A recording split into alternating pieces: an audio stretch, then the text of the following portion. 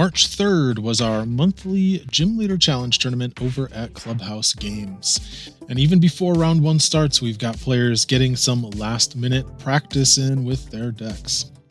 Clubhouse is a really great little store. In fact, the week before this, they had their Pokemon Day celebration and a bunch of door prizes for people to win just by playing games during free play league and getting tickets for each game and putting them in those cups. And there were lots of players getting in on the prizes.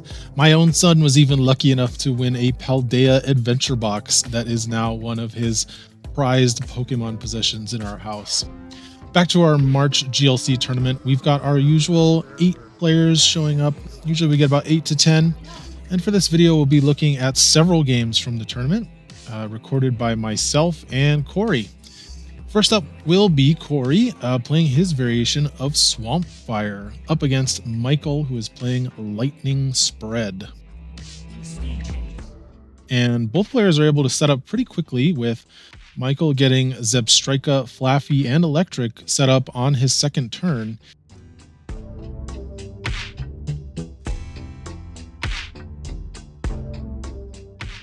And Cory is able to put down Ninetales and Salazzle by his second turn. Michael hits the Gouging Fire with Zapdos for 80, and then on the next turn is able to finish it off with an Electro Power boosted Static Shock from Regieleki to take the first KO.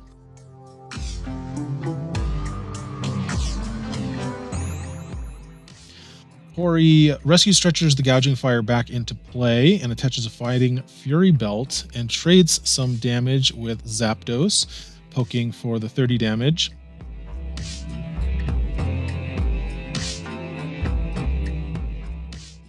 But then Cory is able to Versus Seeker and Energy Retrieval to play Welder and KO the Zapdos and get the Slugma out of the prizes.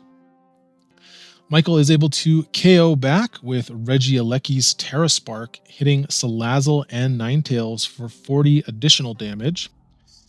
Cory then Guzmas up the Flaffy and KOs it with his Skeledirge. And Michael returns the favor by bossing up the Slugma and Terra Sparking for the knockout, spreading another 40 damage to Ninetales and Skeledirge. Cory accelerates 2 energy to the Ninetales with Blacksmith and snipes Michael's Electric on the bench by placing 9 damage counters on it, now fully cutting him off from his energy acceleration abilities and putting both players down to 3 prizes each. Michael then attacks with a TM Devolution, KOing the devolved Vulpix thanks to the 2 times it took damage from Terra Spark, and also resetting the rare candied Skeledirge all the way back to a basic Fuecoco. Cory promotes and evolves to Crocolore, attaches a Lug's Cape to it, and gets back his Slugma with Night Stretcher and hits Tapu Koko for 90 damage. Michael uses Rescue Stretcher to shuffle Zapdos and the Flaffy line back into the deck. And at this point, Cory gets a bit confused about how many Pokemon Michael has knocked out, forgetting that he used Rescue Stretcher early on in the game to get back his KO'd Gouging Fire. But Michael also can't remember which 4 Pokemon he knocked out to take the 4 prizes, and they have to call a judge over, thinking that maybe an extra prize might have been taken during the TM Devolution turn. Unfortunately, nobody looks closely enough at Cory's discard pile to see the Rescue Stretcher there sitting right at the bottom. And since Michael can't remember the 4th Pokemon he knocked out, which again was the Gouging Fire the first time, the players agree to prize a random card from Michael's hand as a fix from the judge. And I reached out to Cory, and I do believe this was just an honest mistake. He confirmed that the initial confusion was about how many Pokemon were being knocked out by the TM Devolution play, and that's what spurred him to count the Pokemon on his discard and compare them to Michael's prizes. I think the lesson to take away from this is if you or your opponent thinks there is a prize discrepancy based on how many Pokemon are in the discard pile, you should always check the discard piles for any Pokemon recovery cards, including cards like Versus Seeker that may have gotten back a card like Clara that could then get back Pokemon and change the number of Pokemon on the discard pile compared to the number of prizes that were taken. And then you have to factor that into how many Pokemon have likely been knocked out. Anyway, Cory apologized to Michael for this mistake later, and I think everyone's okay now. So Michael, now officially on 3 prizes remaining, finishes his turn by evolving Electivire and playing an Aether Paradise area. Cory evolves Crocalor back into Skeledirge and Magcargo as well, and smooths over an unknown card, then plays Clara for Vulpix and attaches an energy, but decides not to use Roast Reveal to draw the searched card with Smooth over, but he does take the KO on the Tapu Koko with the Skeledirge. Michael sends up Regieleki and attaches Speed Lightning to it to draw 2 cards, then Raihans to Raichu, searches out Field Blower, which gets the Lux Cape off of the Skeledirge, as well as bouncing the U-turn board to hand, and uses Terra Spark for 120 damage, leaving Skeledirge at 20 HP left, Castform at 30 HP, Magcargo at 50 HP, and Salazzle at 60 HP remaining. Cory re-evolves Vulpix to Ninetales after drawing his card, then realizing Michael is threatening to take 3 prizes next turn with Raichu, smooths over and uses Roast Reveal to draw the card for Mallow and Lana, and switches and heals 120 damage from the Skeledirge and uses Ninetales to take the KO on Regieleki. Going down to 1 prize remaining. Michael sends up Raichu, and if he can find an energy, he would technically have the game here by KOing Magcargo and Castform, except he's unable to find the second energy for Raichu even after a sprint with Zebstrika, and Cory takes the win even without the prize discrepancy. Again, Cory did apologize to Michael after learning about this error, and the two are supposedly still friends to this. Next round, Cory is up against Jonathan, who is playing a metal deck, which is a great matchup for fire. Cory starts off with just Slugma going first and plays Professor's Letter and Ultra Ball to get Vulpix and 2 energy. Jonathan has Cobalion to start, benches Varoom and Heatran, and Arvins for Professor's Letter and TM Turbo Energize to get a metal and fire energy on the Heatran. Cory benches Gouging Fire and powers it up with a Fire Crystal Welder combo to draw more cards as well, but he doesn't have a way to get Slugma out of the active and has to pass the turn, leaving the Gouging Fire powered up but vulnerable to a Gust effect. And Jonathan finds the Guzma off of a Pokegear, which exactly what Cory did not want to see, and takes the preemptive KO on the Gouging Fire with the Heatran. Cory later laments not playing the Luxurious Cape on the Gouging Fire last turn.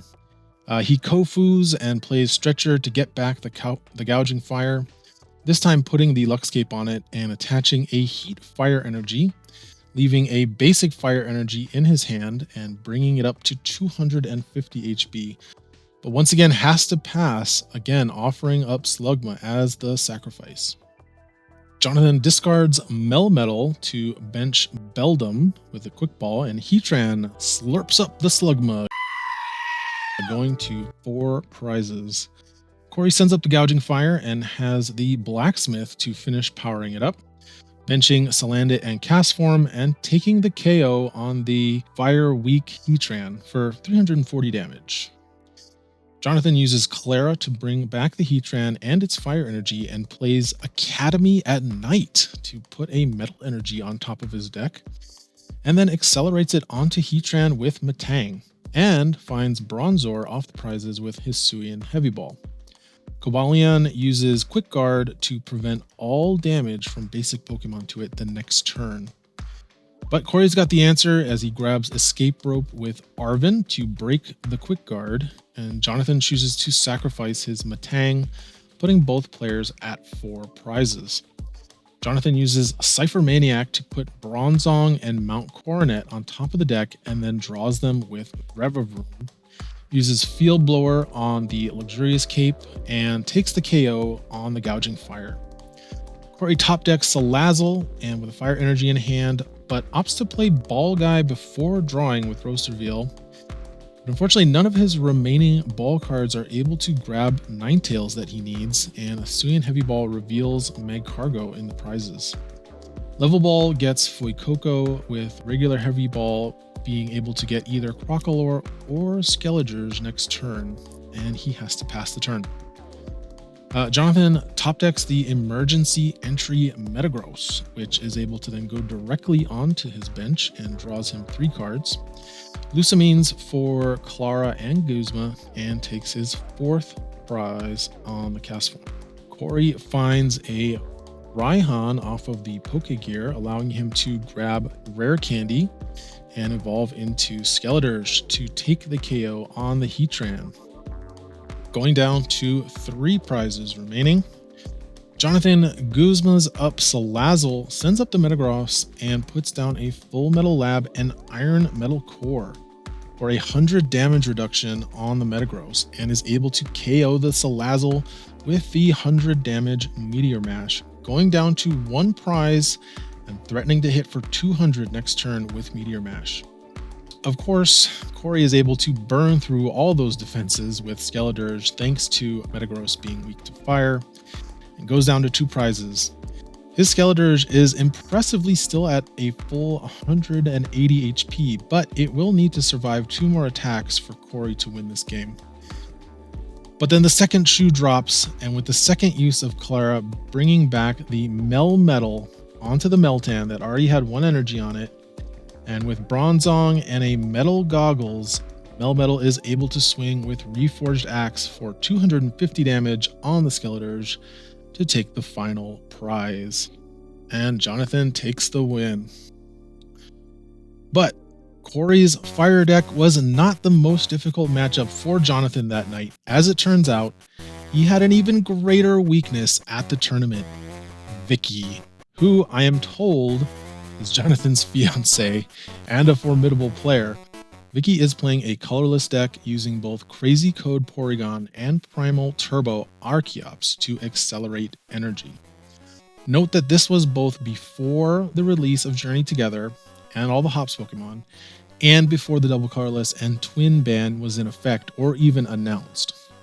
Jonathan has to mulligan twice, going second, and Vicki gets the turn 1 Fan Rotom off of a Capture Energy on Snorlax. Well, I'm here. I'm going to use Fan Rotom. Whoa, what a surprise. Whoa. I don't need your sass. Am I going to start? And fan calls for Porygon, Doduo, and Bidoof. No funny business, okay, babe? No funny business. Jonathan starts his game with just a lone Beldum, and his only game action for the first turn is to attach a Shield Energy and call for family to get Jirachi and Zamazenta onto the bench. Vicky's insane start continues on turn 2 with a Guzma Hala, double colorless energy, and Aspertia City Gym, taking the first prize and rolling the double heads to wake up from thumping snore.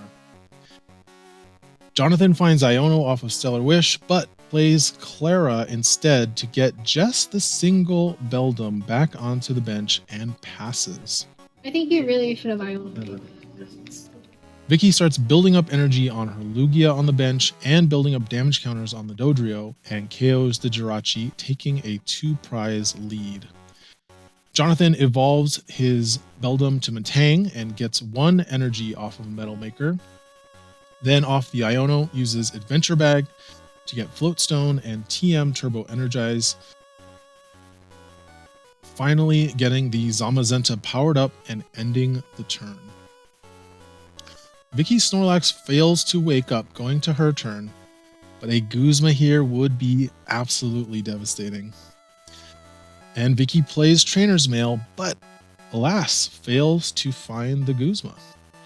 Because it was already in her hand, she also had the Stadium Bump for Jonathan's Full Metal Lab, which would have allowed Zamazenta to survive a thumping snore with 10 HP, and she takes the KO on the fully powered up Zamazenta with thumping snore. Things never really get better from there for Jonathan, with Jonathan showing us Raihan stuck in the prizes, as Lugia tags Snorlax out so it can take a nap and starts taking KOs with Lugia.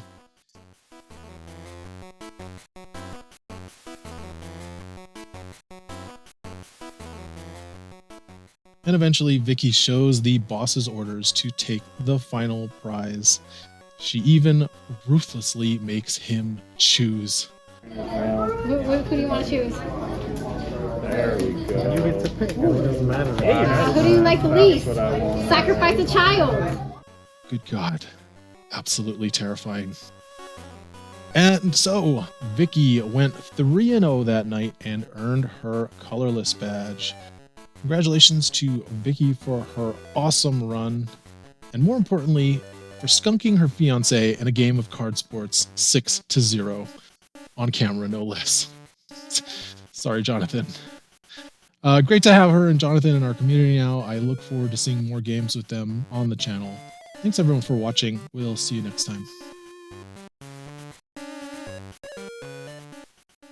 Leaving his burnt bananas card vulnerable to a gust effect.